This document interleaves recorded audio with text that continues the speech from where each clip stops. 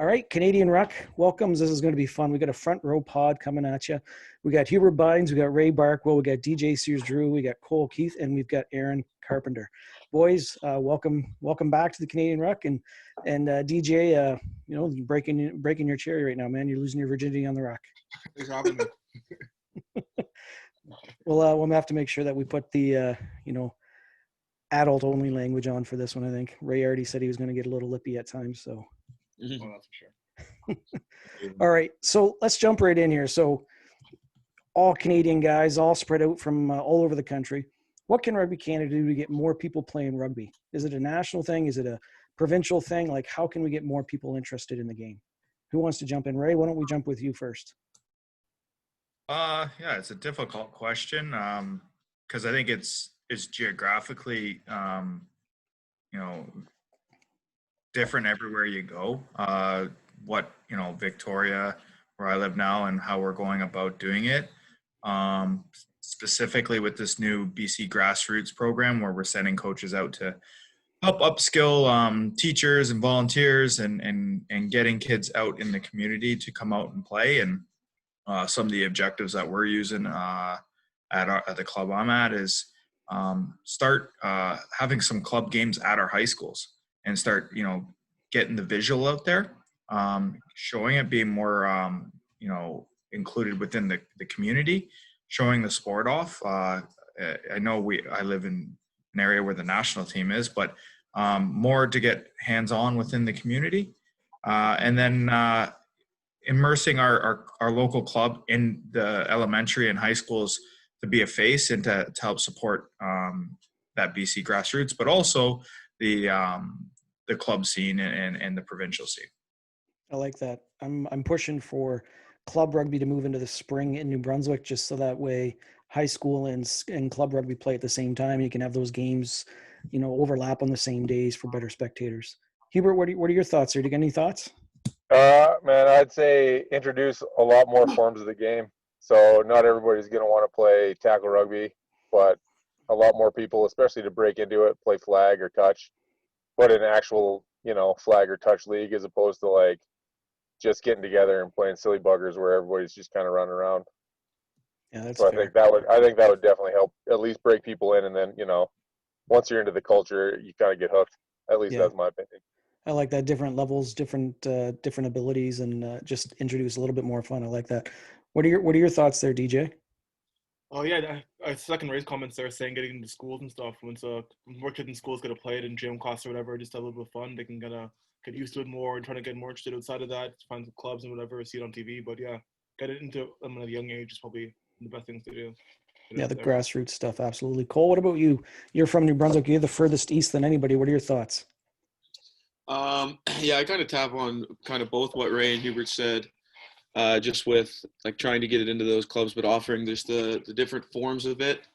Like Hubert said, with the touch rugby and the flag rugby, and then kind of growing the culture and hooking guys that way. And then as soon as you build that base up big enough is when, the clubs will really start to see the turnover effect from guys falling in love with the game that way. Cool. And what about you, Aaron?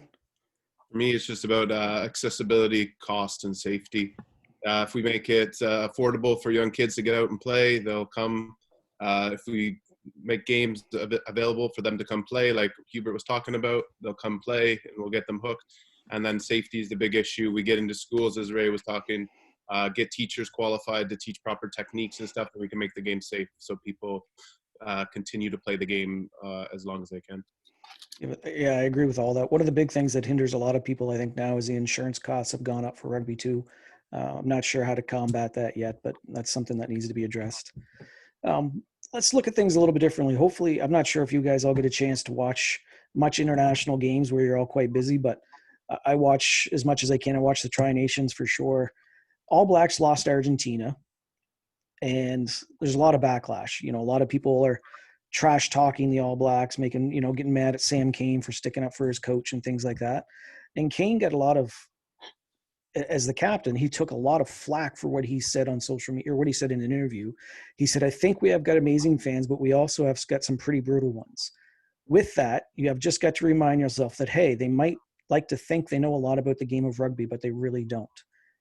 They may know the game from what they see in the 80 minutes, but they do not see a lot of stuff that goes on behind the scenes. A lot of fans, writers, pundits jumped all over him for that. What do you, as players, do you think that's fair for him to say? I personally, I don't think there's anything wrong with that. But as players, you want your captain to say that to kind of have your back, right? Did he overstep his boundaries as to what he should be saying about people that come and pay to watch the game? Aaron, I want to start back with you. No, it's a tough one because I look at what the pressure those players are under. Listen, Argentina played really well, so I don't put any blame on the All Blacks. Maybe they didn't show up on the day, but the better team on that day won. So it's tough to put a lot of pressure on him to what he said. Maybe that's true, but it's tough because I think I've always seen New Zealand as this whole country united for their rugby, and he basically took a shot at them, the fans that are the ones that paid the bills and put the bums in the seats, right? So I think it's a tough stance to take, but they just got to find form, right? Yeah, that's fair. What about you, Cole? I mean, you played a lot of hockey growing up. Is there any similarities to how we think of hockey in Canada when Canadians lose the Olympics or Canadians lose the World Juniors? Or, I mean, there's some parallels there for sure.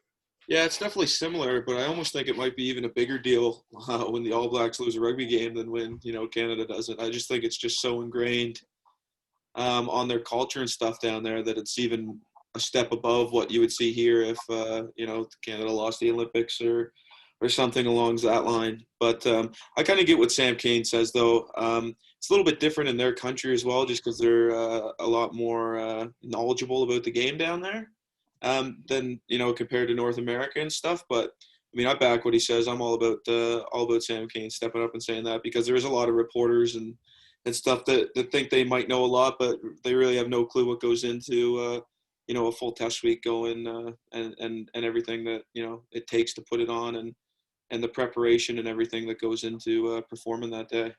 Yeah, I think that's what was left out. A lot of what the people were putting out on social media were just saying that he said, what you have to remember, they think they know rugby, but they really don't. And that's all that was really getting plugged out, which was disappointing for sure. DJ, what do you think? Do you have any thoughts around that?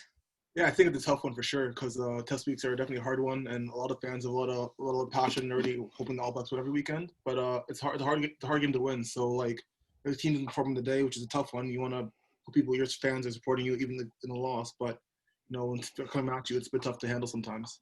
For sure. Absolutely. What about you, Hubert? Man, there's nothing more frustrating, and I'm not on social media very much or whatever, but hearing somebody say to your face, "Oh man, we're so proud of you. You did such a great job." And then you find out later that they're chirping you on the internet about how like Canada sucks or how the All Blacks should have beat fucking Argentina or whatever, right? Like there are a lot of people that'll say a lot of stuff on the internet that they would never say to Sam Cane's face. Like, so I back him 100%. And he does know. Like, unless you've been probably even in that game, you'll have no idea. Did you get a chance? Did everybody watch the game? Because it was Argentina. Like, my Lord, they were playing like a team possessed out there. What about you, Ray? What do you think? I think what he says is warranted. I mean, he's not talking about like actually the game. He's talking about what people at a professional level do day to day to prepare and the amount of time and effort they put in researching, their opponent, their player, the strategies that Argentina is going about. I mean, and sometimes it's hard to hear. It's like that quote, what is it? The truth's like poetry and everyone hates poetry. When you say something kind of warranted, that might have some validity to it. It should be a compliment. Argentina's been in that competition for how many years? 6 years now. It shows you, New Zealand keeps a standard and people are trying to drive to play to beat that team. It's the ultimate compliment. I mean, in a weird way to say that Argentina finally got there. The question is like 13 months without a test match and winning. That's probably the question. How do you go about losing when they haven't played in 13 months? I think that's probably more in depth within that part of the question on why from fans' point of view. That's the flip side though, right? I mean, they haven't played test in 13 months. New Zealand players have been going all out since April. Maybe fatigue's a factor. Maybe Argentina had a longer time to, like you said, to analyze game tape and find ways to shut them down. Maybe they watched that England All Blacks game last year quite a lot. But yeah, I mean, does it, as Canadians, does that make the All Blacks seem a little less invincible the next time you go up and, you face off against the Hawk and face off against them? Does anybody No. want to chime in? No? Yeah, I think we're a pretty long way away from running the All Blacks for 80. That's for sure. Hey, you guys gave him hell though back in 2019. You gave them all you can. But saying that, Lions tour is coming up in 2021. I've often thought I love the Lions. I love what it stands for, but I don't like how it kind of, and we've talked about this. A few of us have talked about this. I don't like how nobody else really gets to play those tier 1 nations at that time. What about like a North American style Lions tour where you had Canada, US, Argentina, and Uruguay? We've talked about this before a little bit, but the more I think about it, the more I think that would be a pretty amazing adventure where you could have, 5 to 10 guys from each of those 4 nations, and you're going on a European tour for 3 or 4 weeks. Would you guys be all about that, or is it just one other thing that would be too difficult to manage? Aaron, you're coaching now. What do you think? You just need a window. You need, and most importantly, you need the funding behind it. If someone's willing to step up and make that happen, I'm all about it. It would just give opportunities for players to play more high-level test matches and get hardened in those test matches. And I think we would come together as an Americas and put on good performances, because that's the mentality of rugby. Become one team no matter where you come from, and then you play for that badge, whatever it is. Cole and DJ, would you guys sign up and go? Like, would you guys want to take part in something like that? I think it'd be fun. It'd be interesting to play with different players you're going to play with normally and stuff, so you could learn a lot from them day in and day out, right? But I think it'd be a lot of fun, great competition, and like it's good games. It'd be a lot of fun for sure. Oh yeah, no, it'd definitely be sick, but I don't think it's very feasible to happen. Just to line up, Argentina's schedule and how they play in Super Rugby, and then us in the MLR and Uruguay, and it seems like it'd be pretty far fetched. But yeah, I mean, if anybody gave you that opportunity, I don't think there'd be too many guys turning that down. So, Ray and Hubert, what if it was the other way? What if the Lions did some tours in the Americas, like as prep work for the actual Lions tour? How could that unfold? Like they could come to Canada and US and Argentina and play like an exhibition match before they actually go on the tour to South Africa? How would that work, do you think? I think it's a great idea. I mean, like Aaron said, like if we just take the financial part out of it and say like, because it's either a yes or a no if we can get that part done, but it's always exciting. The new people, learning about the game.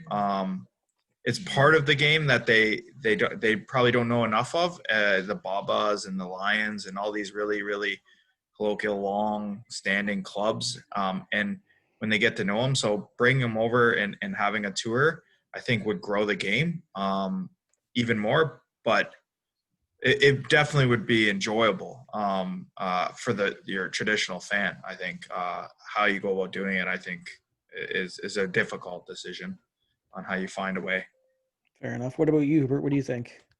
Yeah, I think it's a great idea. Might be a little bit big in scope. You might want to try a North American like Barbarians team and a South American Barbarians team. Take a little bit of the language barrier out, but if you could get it going, I think it'd be fun time for the players and for the fans, I think. Yeah. What about this is one thing I think I've asked a couple of you guys, and I'd really like you to hammer this home, because you all played the toughest position arguably in any sport, playing in the front row of those scrums. How do we get across to parents in Canada and North America that rugby isn't necessarily a violent sport, that it's a controlled violence, and it's just as safe as other contact sports, if not safer? How do we help Canadian parents understand that they should let their little Johnny or their little Susie play rugby so that they feel safe that it's happening? Where do we go with that? How do we get more parents thinking that this is a good idea, this is a great option for our kids? I think it's just a normalizing the sport, right? Because right now it's a bit of a niche sport where you're still like, oh man, I've heard this about rugby. Whereas the more exposure you see, like more professional levels, like not very many parents have a problem letting their kids hit each other in hockey or in football because they've seen it. They know, like even wrestling, they'll let their kids go crazy, but they know a little bit more about it. So I think it's just getting it out there and normalizing it, and it'll kind of take care of itself. Yeah, normalizing it. What about you, Aaron? What do you think? Yeah, similar to Hubert. It's like it's all rugby is just a combination of all sports together. It's a bit of football, it's a bit of wrestling, mixed in with some running. So you're not padded, which is the big difference. But I think with just pushing onto the population that the technique is what we focus on more than the collision. And teaching that technique correctly to all levels throughout, so that we make sure that we don't put potential players into difficult situations where they can get injured. I agree. Cole, DJ, what about you guys? You guys are front row right now. Like you're the guys at Canada. What are your thoughts? Yeah, I think people can see the sport more, see how you learn a bit more about it, how we just learn techniques and stuff. Mostly focus all about safety, so people need to know how the game's safety minded overall as well. So like people aren't going in there to hurt each other. They're going to play a tough sport, but safety is always number one. I think just normalizing not wearing like pads and equipment and stuff, because like you look at football and hockey and all these sports, everybody's geared up with shoulder pads and hockey pants and shin pads and all this stuff, and so that makes it safe when realistically there's probably just as many, if not more, serious injuries in those sports because you might feel a little bit more invincible wearing a big hard plastic set of shoulder pads instead of when it actually hits bone on bone. So I don't know. I kind of reiterate what all the other guys said too, but yeah, just the normalization of that, and that it's more technique and that it's more coached, like technical aspects of it on how to properly do it instead of just running into people. What about you, Ray? You've got you're doing your master's, I think, in coaching right now. What are some different angles you can look at? Go back to what Aaron said about opening up, or I think maybe it was a Hubert and Aaron, different styles of the game. So if we start, with that flag and touch, parents who are foreign to the sport and maybe haven't seen too much about it, it creates trust, right? You see your coaches out there, you see how they're learning, how they're practicing, how they're putting that, what everyone is summing up for the practice part of it and doing things safely. It then allows parents to make a better evaluation than one that you might see through statistics, media, and paper, or social media now, right, on injuries. Because at the end of the day, every sport has its level of injury. I mean, whether you're chasing a puck or you're running around playing soccer, and we all look at it as how to make it better. But I think that's probably the best way amongst the other ones to kind of get over that hurdle and that obstacle. I think so. I like that. We talked about it as well as like the reporting in rugby. We're at the forefront of making sure players report their injuries and then they get seen, whereas other sports, they tend to hide it. So that when you look at the statistics, it sometimes looks worse for rugby, but it's just about in the long run taking care of players rather than short-term gains, trying to get them out there. Yeah, for sure. I think I would agree with all of you and everything you said, and I do believe too that rugby's at the forefront. World Rugby for sure, trying to concussion awareness and injury prevention and things like that.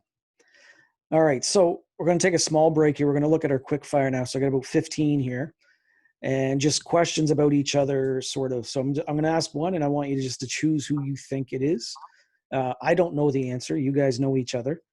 So first question is simple: who has the best nickname? Right.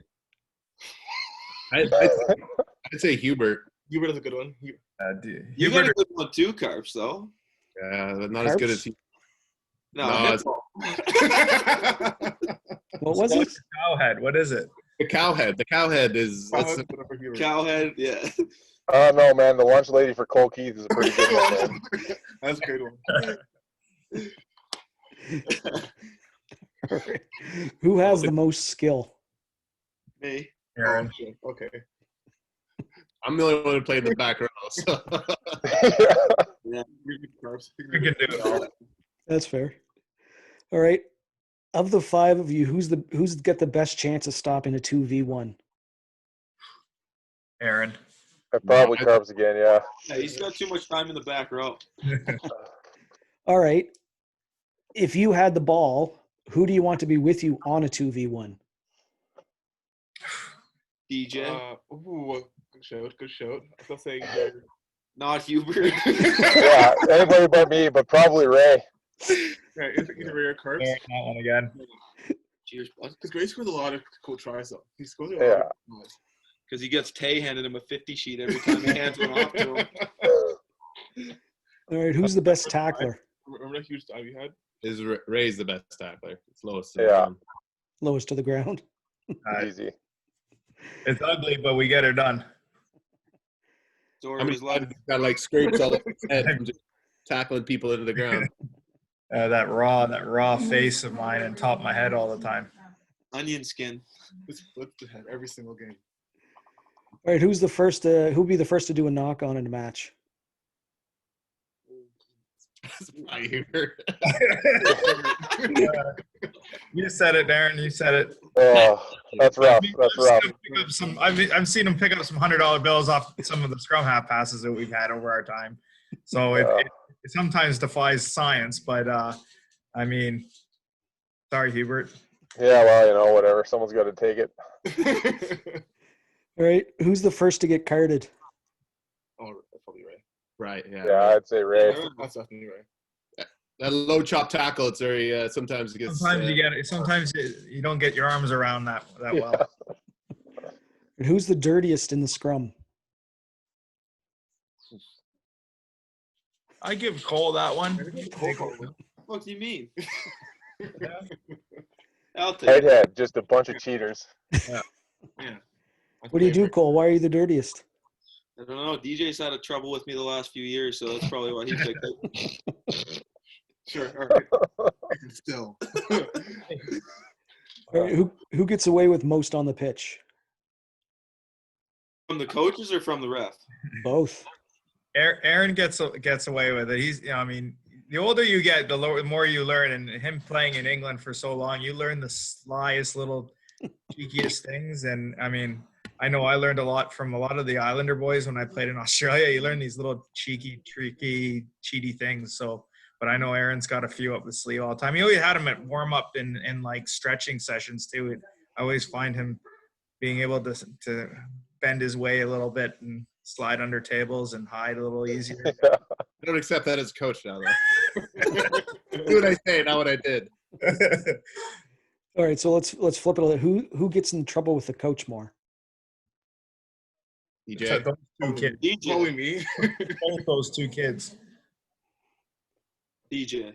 Probably me. It's definitely me. Yeah. Yeah. All right, who's the fittest? Aaron. Oh, Cole. Cole. Bronco He ran last year. Bronco, like Never could have hit that. 451. Never could hit I that. don't know. I mean, I saw him when he was doing well, but what is it? New records now? 451 Bronco. That's pretty good, man. Well done. Yeah. He's because he doesn't have the miles yet. Not on the Benjamin Button program. Who's the best Not at yet. Who's the best at yoga? Hubert's flexible, man. Yeah, Hubert, Hubert's 100%. flexible. Play goalie, didn't you, Hubie? No, not a chance. You've been always doing these weird, What, like, a year ago. He splits all the time. doing the splits all the time. Yeah. Not all the time. On purpose? Flexible with one thing. He still wants to try to bust up the splits. So like, yeah, still got it. Who's the best cook? Nobody, eh? I don't know. I had Thanksgiving at Ray's house. It was pretty good. All right. Yeah, we'll give it to Ray just because he posts a lot of Instagram stories about his smoker. I do a lot of smoking now. I mean, keep the boys fed when they do come up. Except Blevins, I just let him forage in the garden, but that's it. Some long clippings, he's fine. Who's got the best taste in music? I give Keith. Cole, I've had him as a roommate a few times. He can keep a good playlist. DJ's not bad. He does well. It's just pressure man. keeping him on track. Keeping him on track. Like if he runs the bus speaker, he's done. Yeah. Some guys still don't got it. I didn't bring my speaker on this tour. Keys has control right now, so you know that's going. The biggest mistake you've ever made. Giving Keys control of anything. Yeah. Except catching flies in his mouth. It was Hubert. We listened to Wagon Wheel on repeat the whole time. Yeah. Whole That's a time. good Play song. wagon wheel. Wagon Wheel and Walker Jr. on repeat for Hubert. Right? Who's the worst roommate on a road trip? This group, Nah, you can extend it if you'd like. Well, this group, it's Cole Keith. He grinds his teeth in his sleep, and as soon as you hear it, you can never sleep again.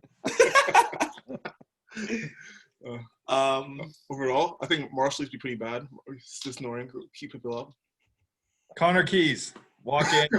Yeah, he's dirty and he leaves dirty spitters laying everywhere and he knocks them over every day. Who's yogurt is this right here? Beside him? He guy's got 6 chicken wraps that are about 2 weeks old and he has in a pile that he's just not going to ever touch. With a bowl of yogurt sitting out here. Like, Walks in with his suitcase and just dumps it on the floor to find anything. Like, I had to put a tape line on our floor because of it one time. Because I took the clearing stick and took half of the table and took half. I was ridiculous. I always. Lloyd's terrible too. Kai's bad. Yeah, he's. Kotluski's a really bad roommate.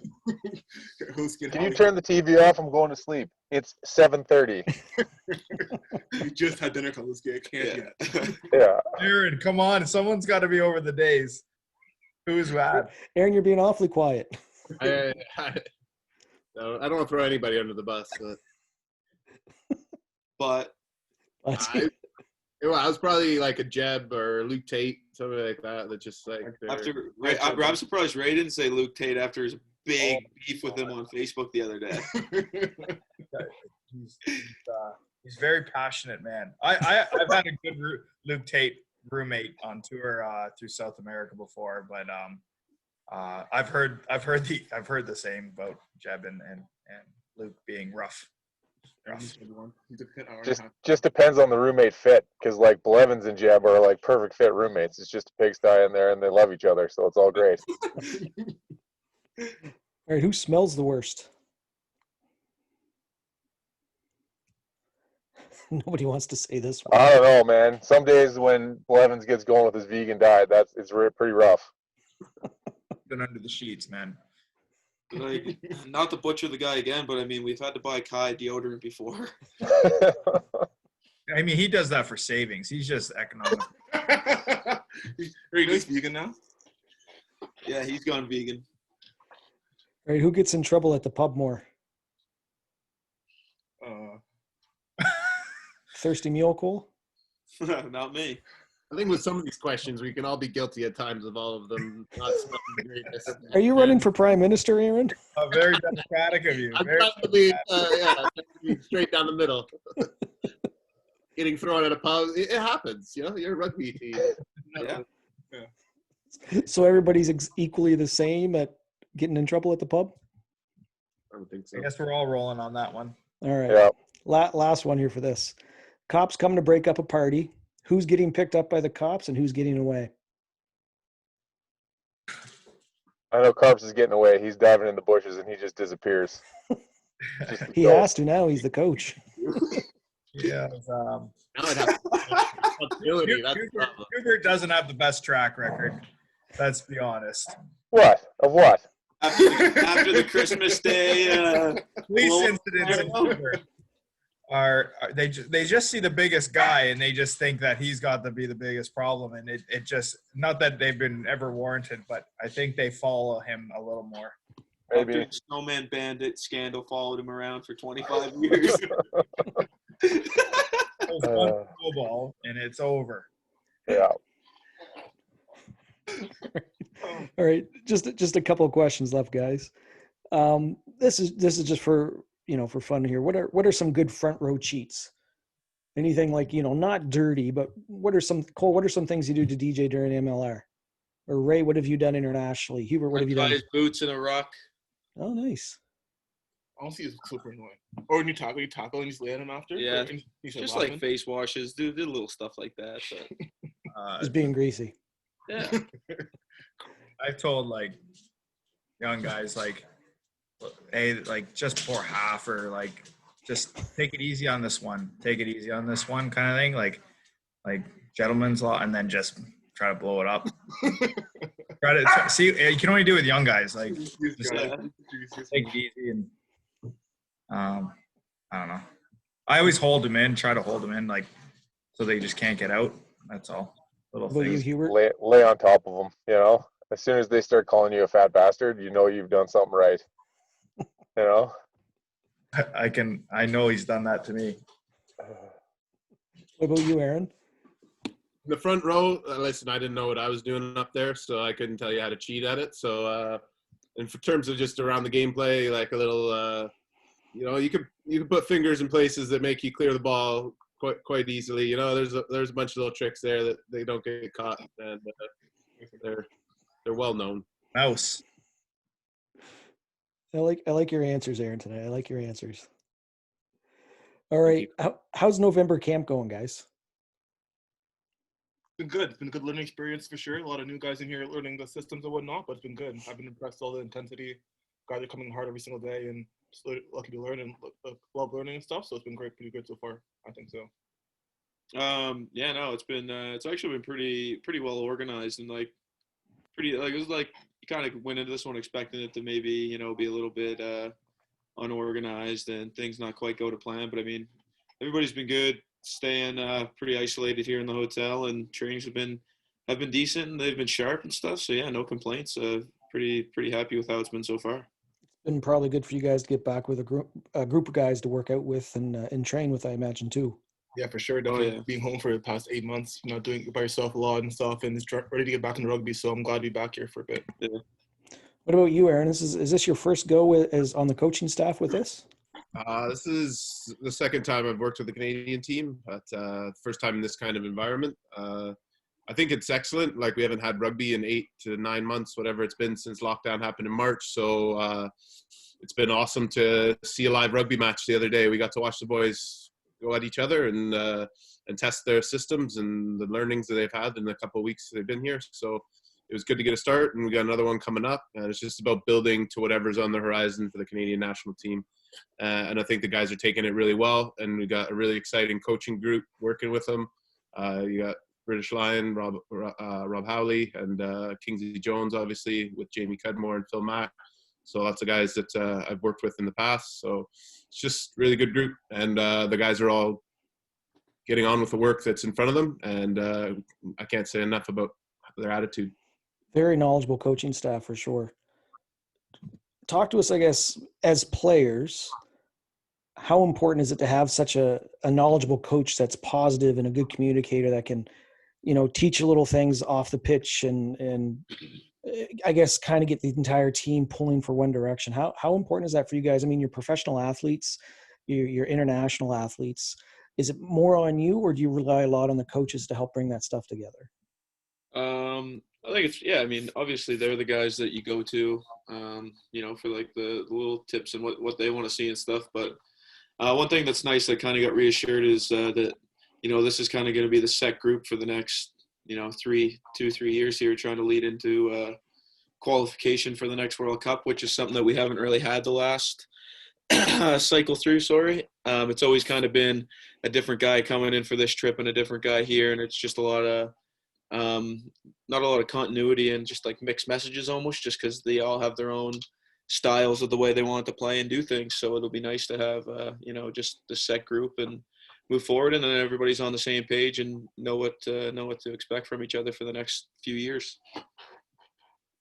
Yeah, for sure. All the guys that are here have a lot of good careers and stuff. They know what they're talking about, and so you can respect them so much more because they've been on the field, they've been in a position, they know what they're doing. So like you trust them a lot more and helps you learn as a player because they know what they're talking about.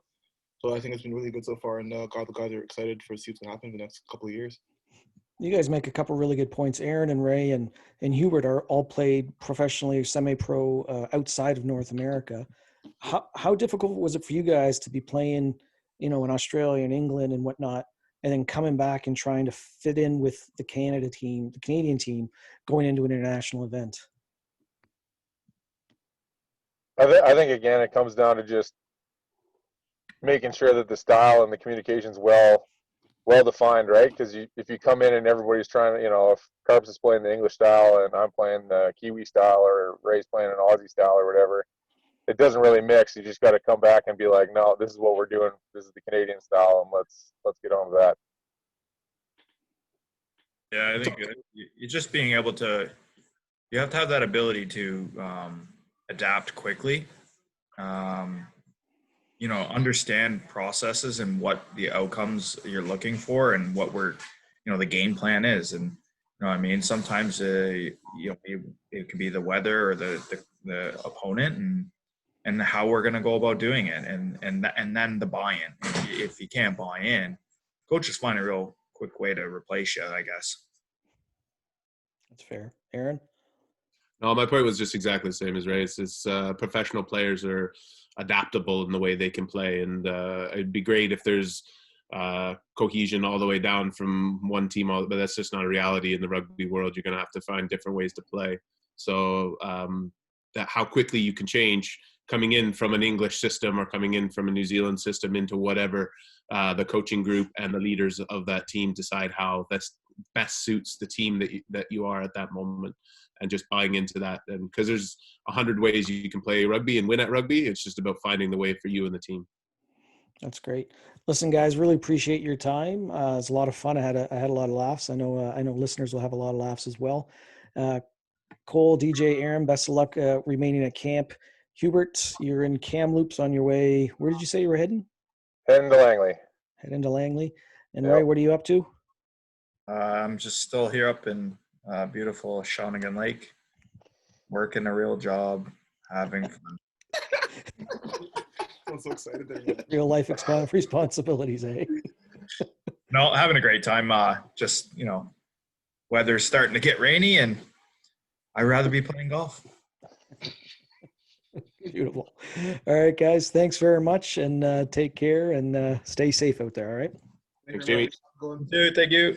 Thank you.